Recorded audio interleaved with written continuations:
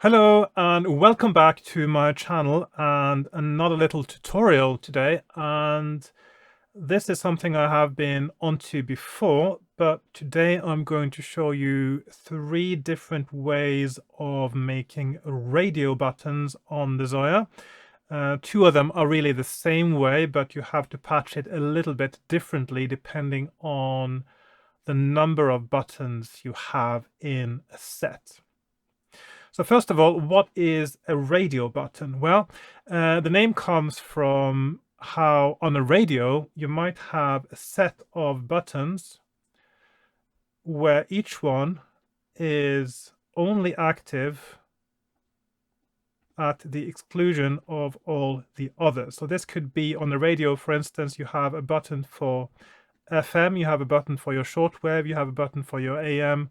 You might also have your channel selectors on your radio, which is the whatever settings you have set up as programs for your radio. You can only listen to one frequency at a time.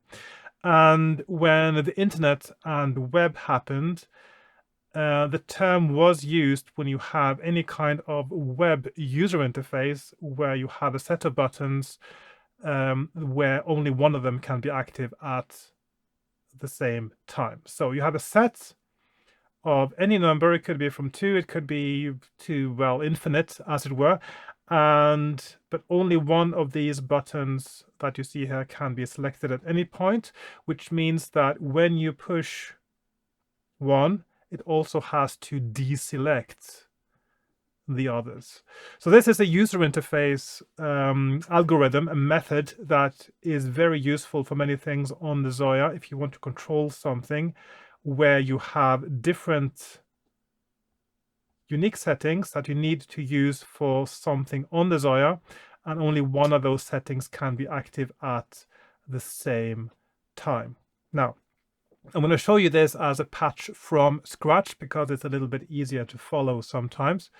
First of all, we will need a few buttons. So in order for this to work, for these radio buttons to work, you cannot use latching buttons, I would say, obviously, because a latching button in the user interface modules is something that you have to press twice to unselect. So that is not usable.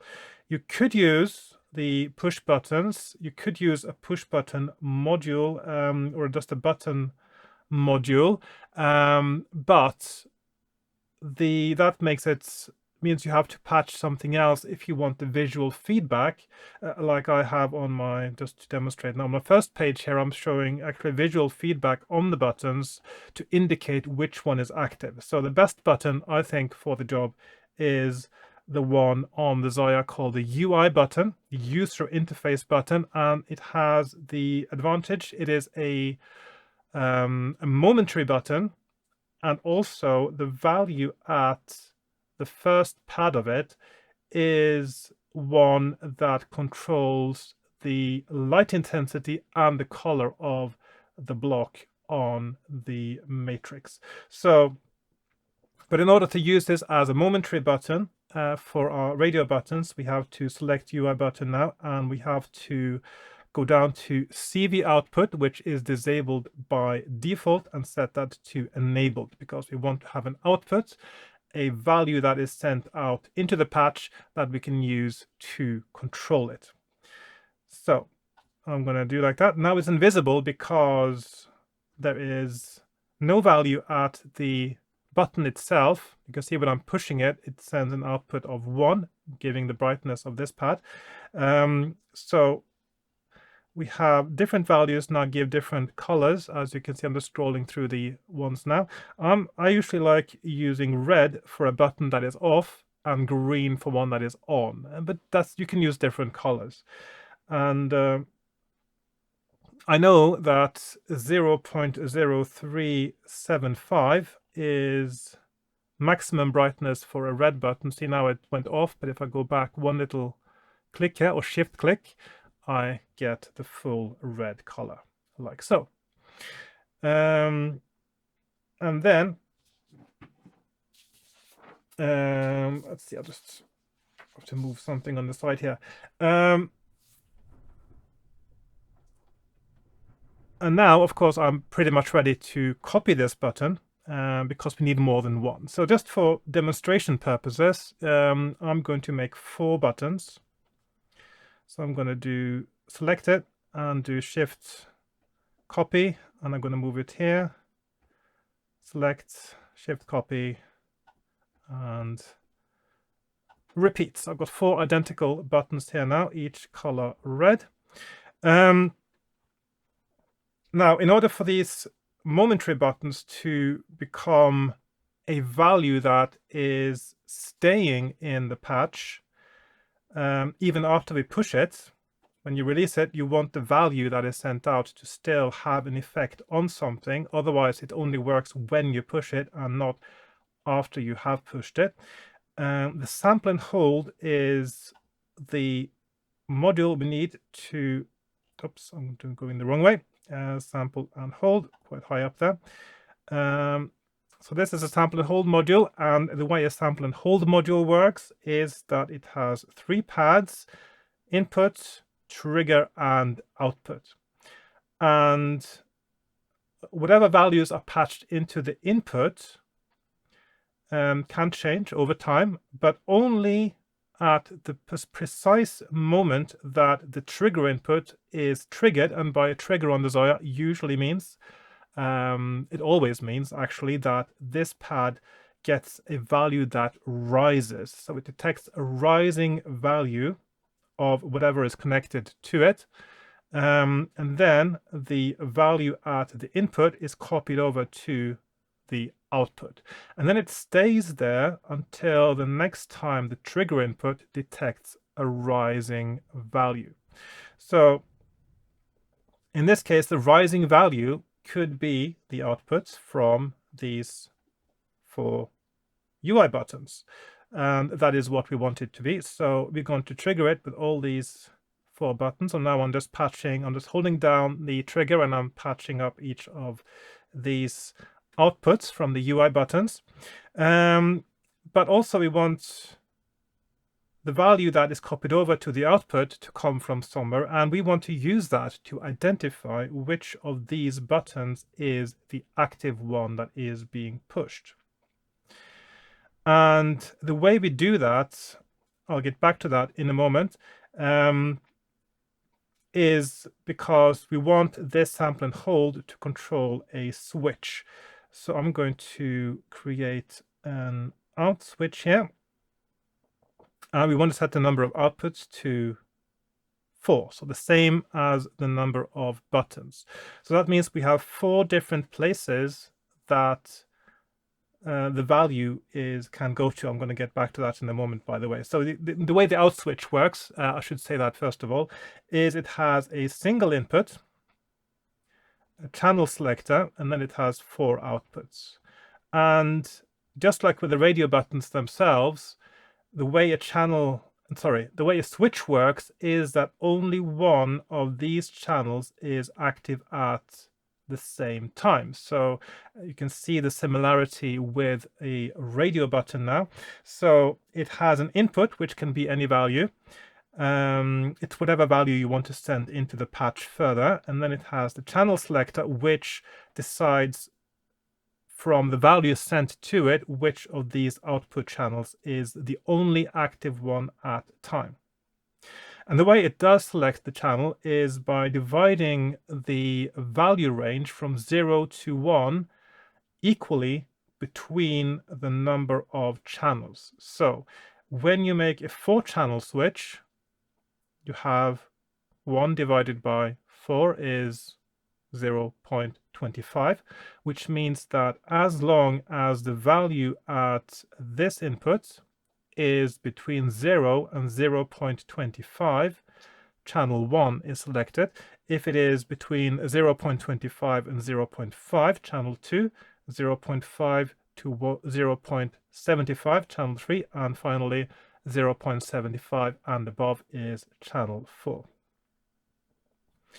And we want to use the output from the sample and hold to select our channel.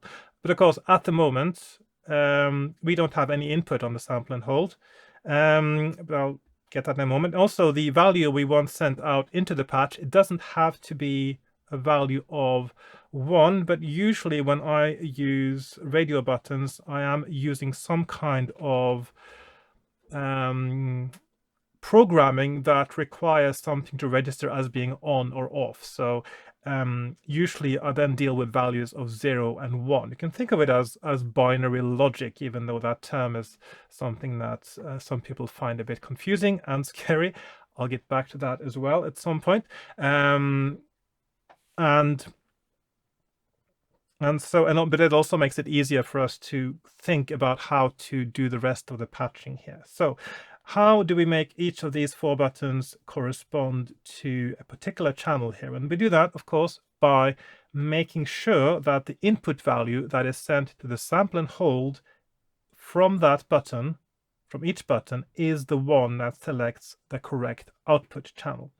And usually when I think about the values I want sent to a switch, I usually think just below the maximum. And the reason I do that is because you get the visual feedback of the brightness from the connection. So I want the sample and hold to send the value just below 0.25 for this button to connect to channel 1 on the switch. And the way I do that is by taking the output of this button, patching it into the sample and hold input, and you see now it says 100%.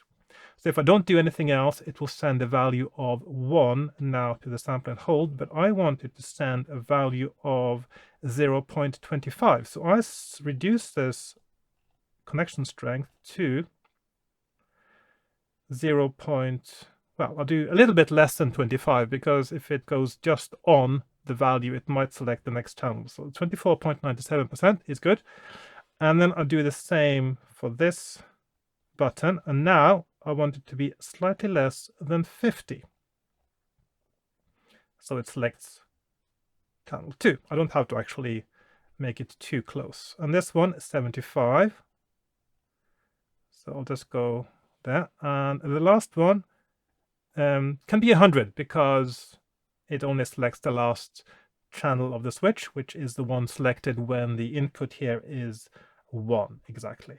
So now when I push these buttons, you can see the switch go from channel 1 to channel 2, channel 3, and channel 4. And that is the first way that we make a radio button using an out switch. So now these values here, well, there's one more thing, of course. This is not necessary, but I like doing it. I want this output here to also change the color of my button to show which one is active, so that I can see in my user interface on the Zoia, when I'm doing other things, which of these options is the active one. So I'm going to take channel 1 here and patch it back to the first UI button, and then I'm going to reduce the connection strength until I get the color I want when it is active. Usually I go with 25% now, because a 25% connection strength gives me a nice green color like so.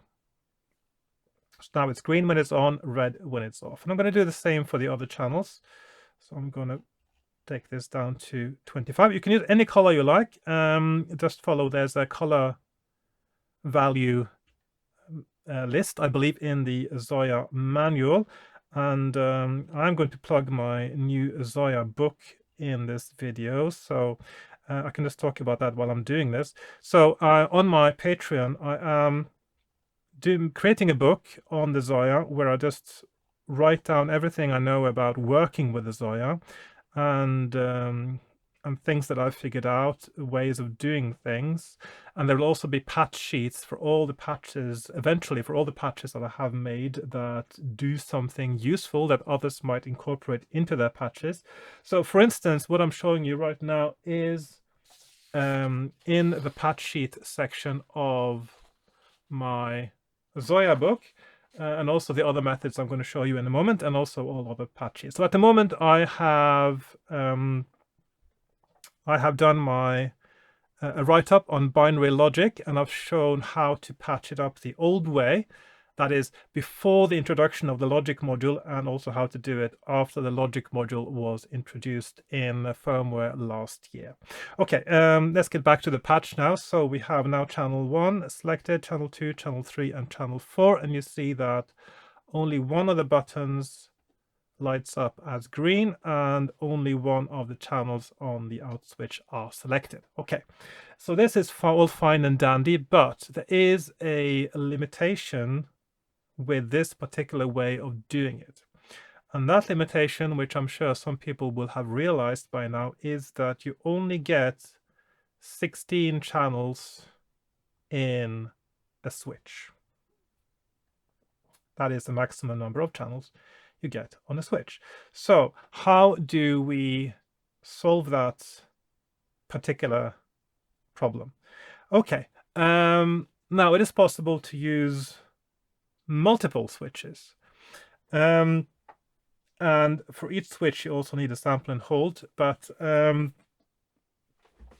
it does mean you have to change another little thing as well to make it work, because the way a switch works is that there's always one channel selected, and if you want to use multiple switches and only one of the channels from the whole set of switches is going to do something in your patch, you also have to dedicate one channel of the switch, and it makes sense to do channel 1, by the way, to be considered as off, so you don't actually connect the output of that channel to anything.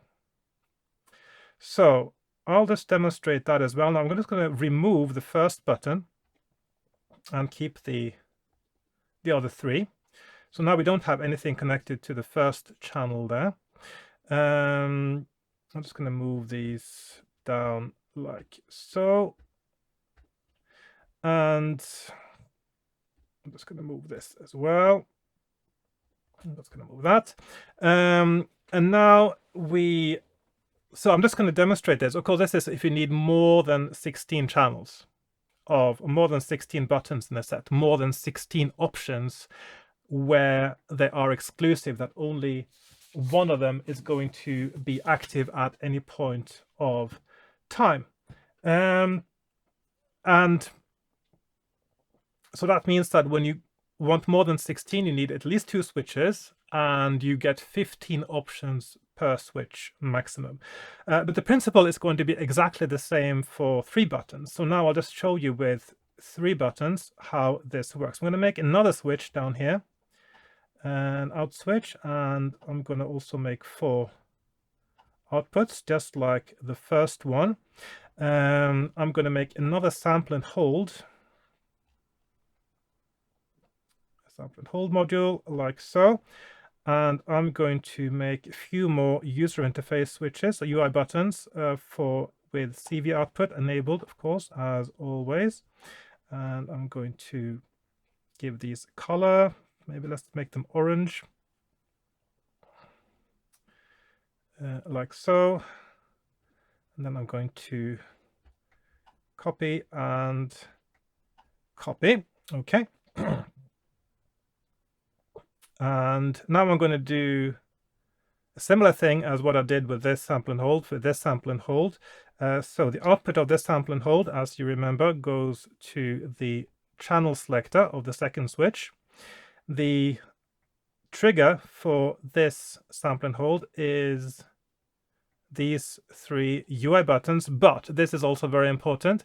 Remember, you only want one option from all these 6 buttons to be active at once, which means that you also want to trigger both sample and holds from all the UI buttons. And then, of course, when a UI button that isn't associated with one switch or one sample and hold triggers the sample and hold, it sends out a value of 0. And a value of 0 selects channel 1 in the switch, which is the one we are treating now as the off state of the switch. I hope that was clear. It's a little bit different showing you now because I'm doing it, adding it onto the patch I already had.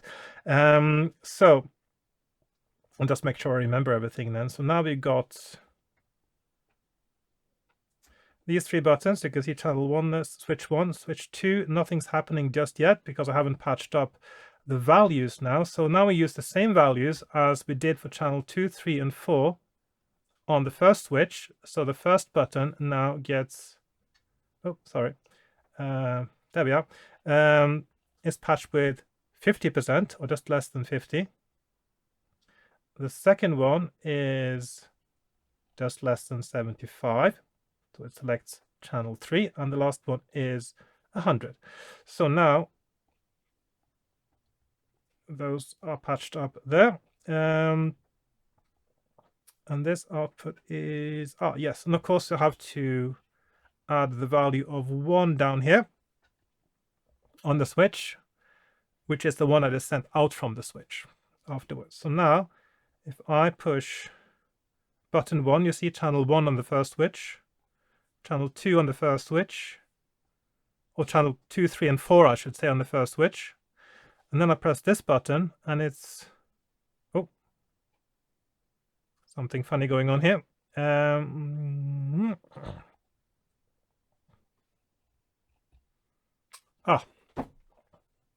I'd accidentally set a little value here in the sample and hold input. So now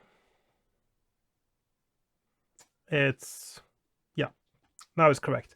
So yeah, so you have to be very careful, of course, with these sample and holds if you want to use them like this, to make sure that you don't accidentally have any values set manually as an offset on the input pad, unless that's what you want to. So in this case, I had accidentally put a value here. So now if I press these, you can see it's channel 2, 3, 4 first switch, and 2, 3, 4 second switch, while the first switch stays on 1, which is not connected to anything, and therefore an off stage for this particular set of radio buttons. All that remains now is for me to patch up some color to these buttons here. I could, it doesn't matter really, 36, I can just do it like that. I'm just any color really. It can be different colors too. I'll just put some random ones now. Like so. So now it's, well, that doesn't show really, does it? Let's see.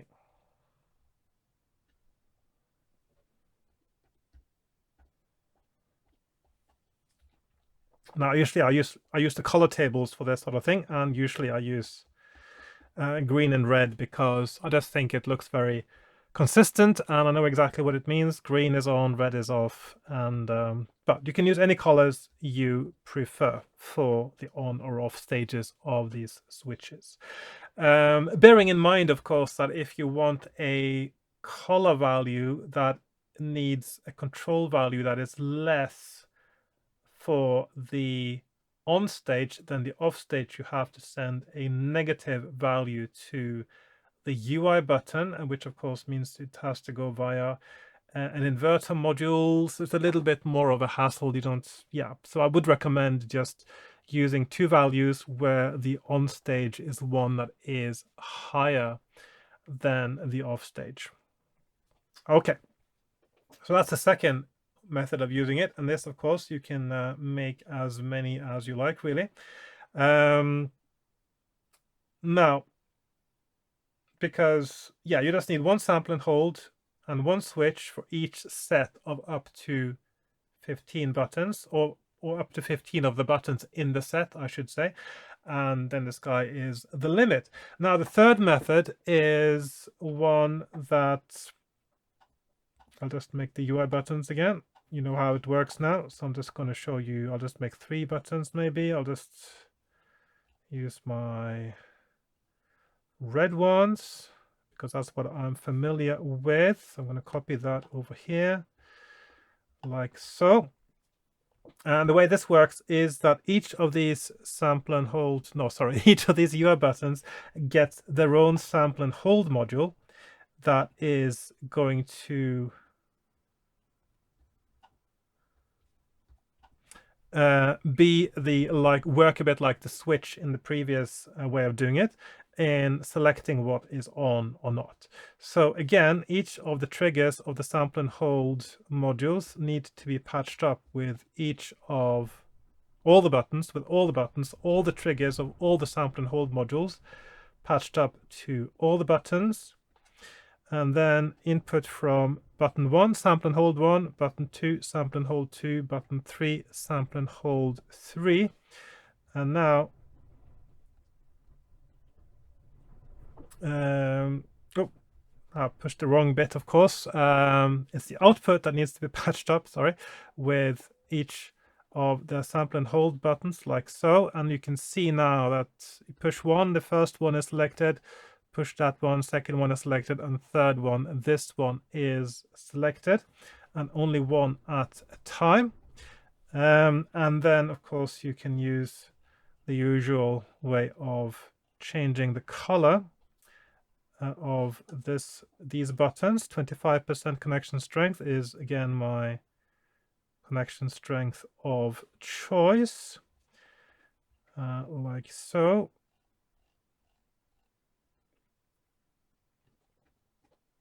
And now we have these 3 buttons that work as radio buttons. They are deselect the others, and only one of these active at a time. And then these are the values that are then sent off into your patch to control something. So that is the 3 different ways. I'm sure that there might actually be other ways too, but I think these are the 3 most convenient ways of creating radio buttons. And I haven't actually tried calculating which one of these is the most CPU efficient. I'm wondering if it might actually be the one using switches rather than the sample and hold one for each button, but I'm not entirely sure. I have not done the maths yet. Another thing about UI buttons that I quite like is that once everything is patched up, you can move them so that you can move them on top of each other's outputs, so you have a little grouping like this.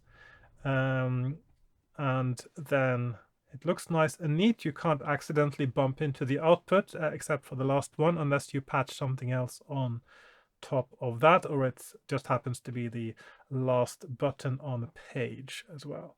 So that's one thing you can do with any module, by the way, is to patch something on top of its output.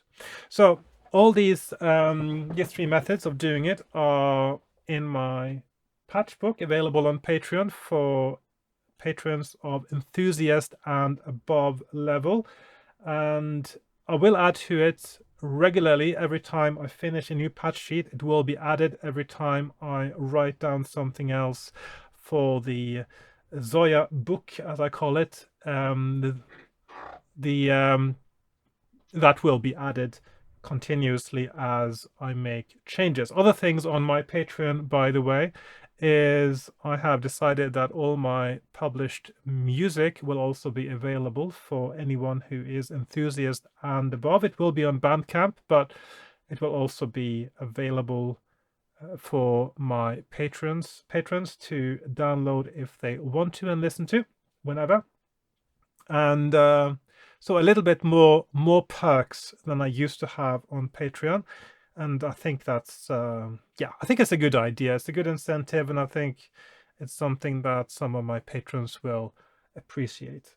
So that is what I wanted to show you today. And I hope you found that useful, inspirational, or something you might use in your own patches. And sometimes just that way of working with switches and sample and hold modules, just generally something that also is very useful in any kind of patching. And I hope you might have learned something about that too, if you didn't know too much already. So that's it for today. Thank you for watching, and I'll see you next time goodbye for now. Bye bye.